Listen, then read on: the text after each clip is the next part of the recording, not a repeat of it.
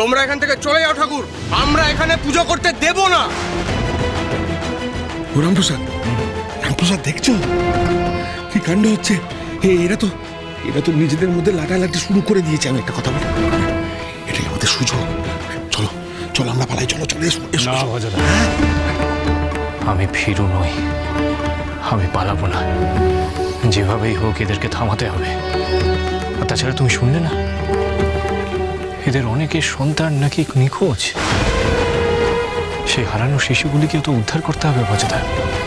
আমি তাদের খোঁজ করব। এইভাবে আমি এখান থেকে পালাতে পারবো না। আর আমার স্থির বিশ্বাস, মাই একমাত্র পারবেন এই পরিস্থিতির সমাধান করতে। মাই সব জানবেন ভজদা।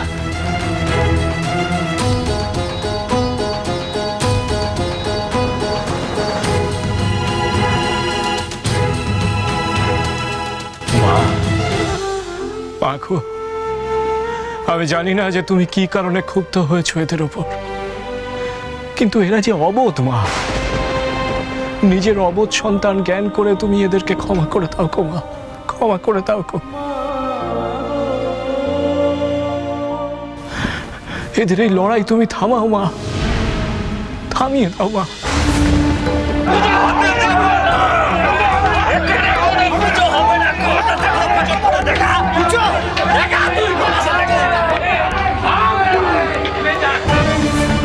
মা, মা গো,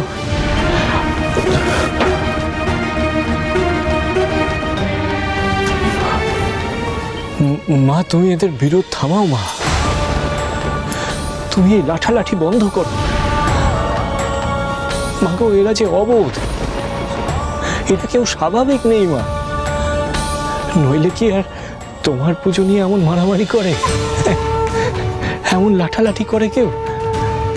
মা গো, তুমি ওদেরকে থামাও মা, নইলে আমি কেমন করে তোমার পুজো করবো বলো? শিগগির চলো, আমাদের মন্দিরে যেতে হবে। স্বামীদের মধ্যে লড়াই লেগেছে। আবার আগের মতো মন্দিরে পুজো দেওয়া নিয়ে লড়াই বেঁধেছে।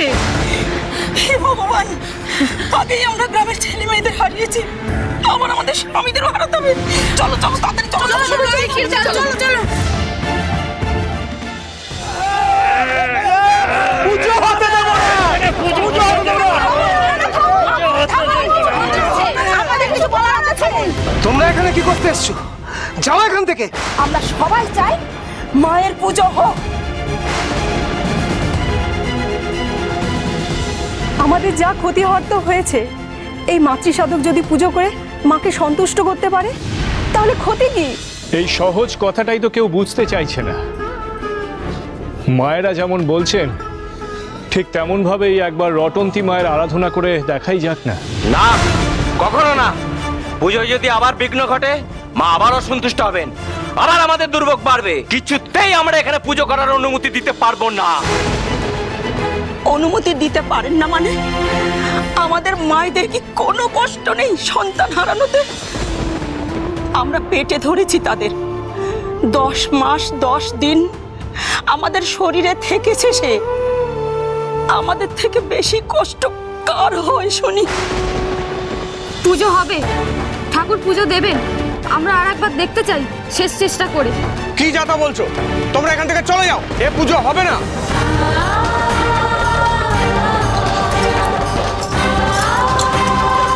দেখি কার এত ক্ষমতা, পুজো আটকে দেখা। মায়েরা কিন্তু দুর্বল নয়, মায়েরা তার সন্তানের জন্য সবকিছু করতে পারে। আমরা এখান থেকে এক পাও সরব না। হ্যাঁ হ্যাঁ, আমরা সরবো না। তবে তাই হোক, তাই হোক। এই থামো তোমরা, তোমাদের কাছে আমার কিছু জানার আছে। আমাকে ভালো করে ভেবেচিন্তে বলো দেখি, 1 বছর আগে এই গ্রামে কি এমন ঘটনা ঘটেছিল যে দেবী এমনভাবে রুষ্ট হয়েছেন, এমনভাবে কুপিত হয়েছেন তোমাদের উপর? আমার মা তো কৃপাময়ী, আমার মা দয়াময়ী, করুণাময়ী। এমনি এমনি তো মায়ের এমন ক্রোধ হওয়া স্বাভাবিক নয়। প্রতি বছর এই মন্দিরে খুব ধুমধাম করে পুজো হতো। গ্রামের সবাই এই পুজোতে অংশ নিত, কিন্তু গত বছর গ্রামের মাতব্বরেরা নিয়ম শুরু করলো যে বাচ্চারা মন্দিরে ঢুকতে পারবে না। সেই থেকে মা আর পুজো গ্রহণ করছেন না। তারপর থেকে গ্রামে অঘটন ঘটতেই থাকে। গ্রাম থেকে একটি করে শিশু উধাও হতে থাকে, তাদের আর খোঁজ পাওয়া যায় না। কেন শিশু এবং বাচ্চারা এই মন্দিরে কেন প্রবেশ করতে পারবে না? এমন অদ্ভুত নিয়ম কেন চালু হলো? ঘোর অনাসৃষ্টি কাণ্ড ঘটিয়েছিল কয়েকটা বাচ্চা। মায়ের পুজো শেষ হওয়ার আগেই মায়ের পুজোর থালা থেকে ফল তুলে খেতে শুরু করে দিয়েছিল। সেই অপরাধে আমরা এই মন্দিরে বাচ্চাদের ঢোকা নিষিদ্ধ করে দিয়েছি। ও, এইবার আমি বুঝেছি। আমি বুঝেছি যে দেবী কেন রুষ্ট হয়েছে। তোমরা ঘোর অন্যায় করেছো বাচ্চাদের উপর। বাচ্চাদেরকে এই মন্দির থেকে দূরে সরিয়ে রেখেছো, তাদের পুজোর আনন্দ থেকে বঞ্চিত করেছো তোমরা। বাচ্চারা ফল খাওয়াতে দেবী রুষ্ট হননি, দেবী রুষ্ট হয়েছেন তোমরা বাচ্চাদের পুজোর আনন্দ থেকে তাদেরকে বিরত রেখেছো বলে। বুঝেছি আমি, এবার বুঝেছি। শোনো শোনো গো, তোমরা সকলে যাও যাও যাও, নিজেদের বাড়িতে ফিরে যাও। নিজেদের বাচ্চাদেরকে নিয়ে এখানে এই মন্দিরে এসো। আমি আজ মায়ের পুজো করব। তোমরা পুজোর আয়োজন করো। আমি বলছি মা খুশি হবে। ঠিক আছে, আমরা তোমাকে পুজোর অনুমতি দিতে পারি। তার আগে কথা দিতে হবে যে পুজো শেষ হলে আমরা আমাদের বাচ্চাদের ফেরত পাবো। পারবে তুমি সেই অসাধ্য সাধন করতে? তোমরা পুজোর আয়োজন করো। আমার মা যদি চায় তবে তারা নিশ্চয়ই ফিরে আসবে।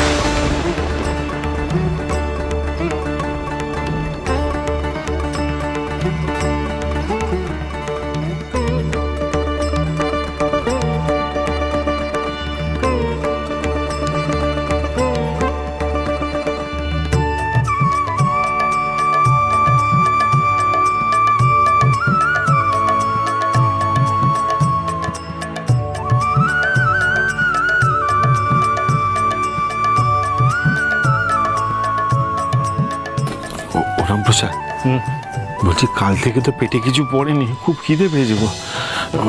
নাড়ি ছিঁড়ে যাচ্ছে, কিছু একটা ব্যবস্থা করো না। কি করি বলো তো, খিদে তো আমারও পেয়েছে, কিন্তু আচ্ছা দাঁড়াও, মায়ের অনুমতি নেই। মা মা গো, আমাদের চেয়ে বড় খিদে পেয়েছে গো মা। তুমি তো বলো যে খালি পেটে নাকি পুজো হয় না।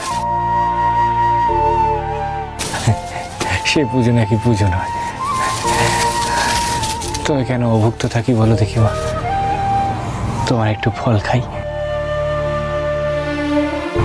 বেশ, এই না ভাই,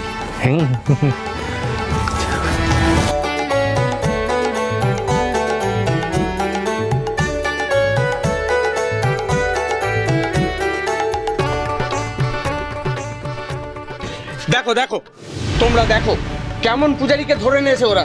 পুজো শুরু হওয়ার আগেই মায়ের পুজোর থালা থেকে ফল তুলে খেতে শুরু করে দিয়েছে। ঠাকুর, তুমি পুজোর আগে ফল খেয়ে নিলে?